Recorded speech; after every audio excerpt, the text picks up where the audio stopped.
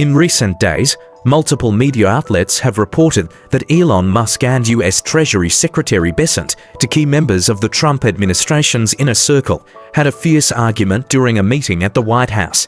If it hadn't been for the timely intervention of the staff present, the two might have resorted to physical violence. This news adds yet another dramatic chapter to Trump's series of actions, which, in just over 100 days since he took office, have already stirred up a great deal of chaos around the world. Today, let's talk about the infighting within the White House and the power struggle among the key figures in Trump's somewhat haphazard administration. In fact, this is not the first time that there has been infighting among the core members of the White House team. The showdown between Musk and Bessant this time happened right when Italian Prime Minister Giorgia Meloni was visiting.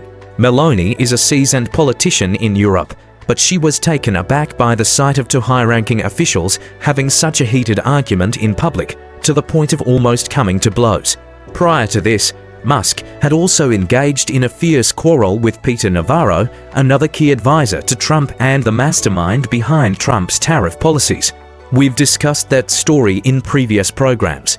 During that argument, Musk mocked Navarro's tariff war as a mediocre strategy, while Navarro retorted that Musk was nothing more than someone who assembled electric vehicles and could hardly be considered a real car manufacturer.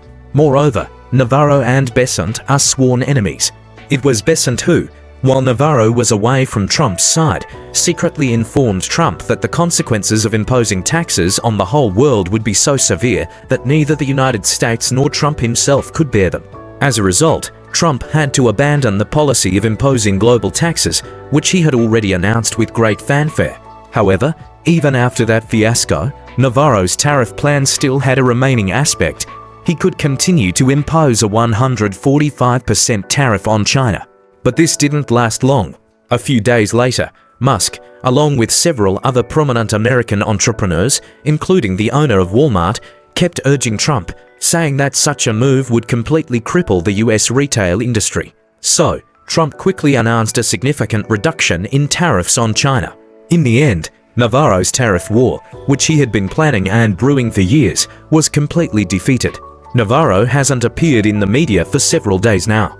This economic Democrat, who has long been looked down upon by the mainstream academic community and is also one of Trump's key advisors, might have been so angered that he's now lying low at home. We really don't know for sure. In fact, it's normal for team members to have different opinions. But the individuals in Trump's rather chaotic administration are not just having simple differences of opinion. These people have their own ulterior motives and hidden agendas. The intense struggles among them have actually gone beyond the normal logic of how the US government operates. First of all, the conflict between Musk and Bessant stems from a dual clash over personnel rights and financial control. The trigger for this incident was Musk's behind-the-scenes efforts to promote his confidant, Gary Shapley, who is currently an investigator at the IRS, to the position of IRS Commissioner.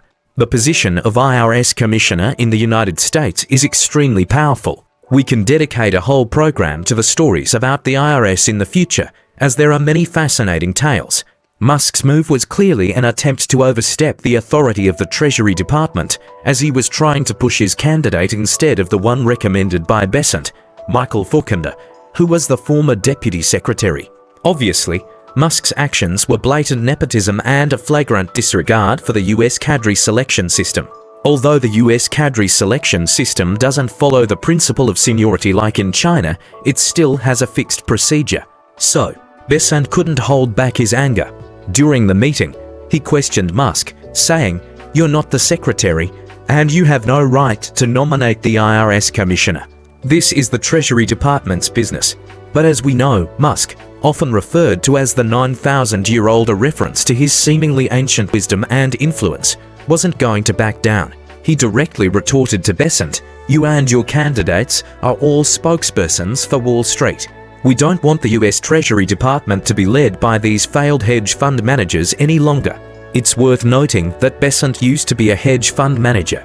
Anyway, the IRS falls within Bessant's sphere of management, so the commissioner should rightfully be selected by him. Although Musk played a significant role in supporting Trump during last year's election, he shouldn't overstep his boundaries. In the end, Trump didn't support Musk's proposal either. In addition, Although Musk and Trump still maintain a seemingly good relationship on the surface, Trump has publicly expressed his dissatisfaction with some of Musk's actions on several occasions. According to reports from multiple media outlets, due to Tesla's recent precipitous decline in performance, Musk is likely to leave the US government in May and return to his own company. This also shows that Navarro and Musk, who were quite influential not long ago, seem to be losing their momentum now. Among Trump's core team members, Bessant is the only one who comes from within the establishment. He was a deputy secretary during the Biden administration. Therefore, he understands the importance of budgets, revenues, expenditures, and maintaining a balance. Musk, on the other hand, has the mindset of a capitalistic maverick. As long as it can boost the stock price, he doesn't care about the means. Moreover, Musk hopes that the US tax policies will favor technology giants like himself, as well as support the restructuring of the US manufacturing industry and promote greater openness to the outside world. These are also crucial for Musk to maintain and enhance the position of his global enterprises. However, Bessant clearly has no intention of being Musk's rubber stamp. While the conflict between Musk and Bessant might be considered a dispute over approaches, the feuds between Musk and Navarro, as well as Navarro and Bessant, represent fundamental disagreements over policy directions. Their viewpoints are completely antithetical. Since Trump's first term, Navarro has served as the mastermind behind his tariff strategies. Navarro views the world through the lens of a zero-sum game. He harbors an almost fanatical admiration for manufacturing, believing that only a robust manufacturing sector can save the United States. In his view, the stronger other countries become, the weaker the US will be. Thus, he advocates for extreme tariff wars to defeat the rest of the world and ensure the complete return of manufacturing to the United States. In contrast, Musk is a prime beneficiary of globalization. He not only sells cars in the US, but also abroad. He doesn't just sell internationally, he builds factories overseas, sources raw materials globally, and secures access to rare earths. Navarro's theories are poison to Musk's business model. As early as 2023, Navarro and Musk had a heated argument during a high-level meeting. Navarro accused Musk of being a fraud who used Chinese batteries to defraud US subsidies. To be fair, there was some truth to this accusation. Musk retorted by calling Navarro an out-of-touch relic who wrote an obscure book and deluded himself into thinking he could rewrite economic laws. Their animosity has persisted ever since.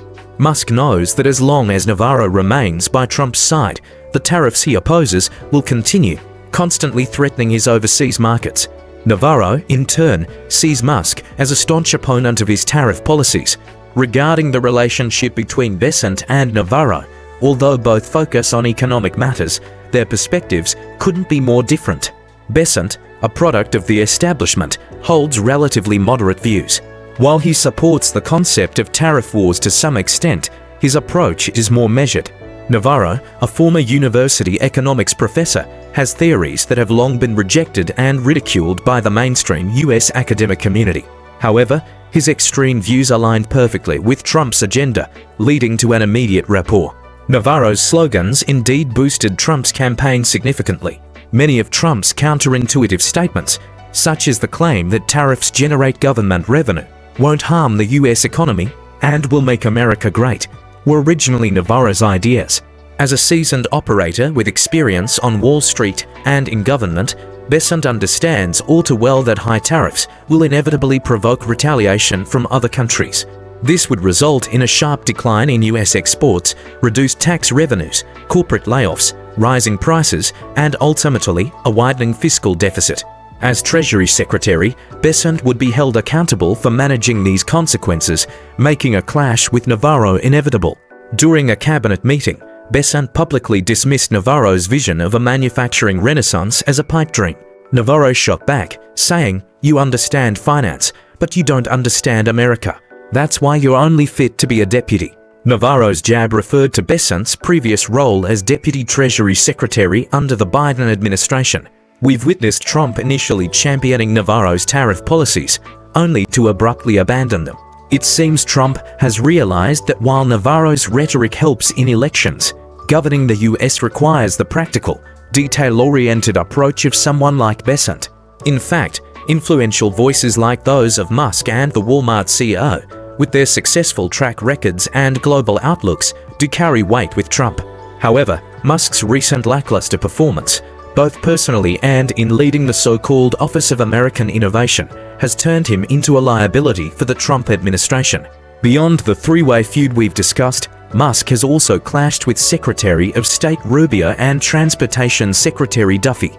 Musk's personality has become an increasing headache for Trump, who recently stated publicly that he doesn't need anything from Musk, a clear indication that Trump is considering distancing himself from the tech mogul. In essence, the infighting within Trump's chaotic administration was inevitable from the moment he assembled this group.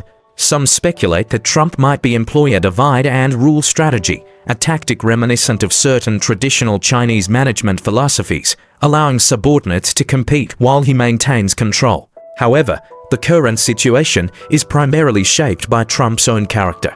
Throughout his career as a seasoned, unapologetic social media sensation, Trump's actions and statements have always been driven by short-term goals.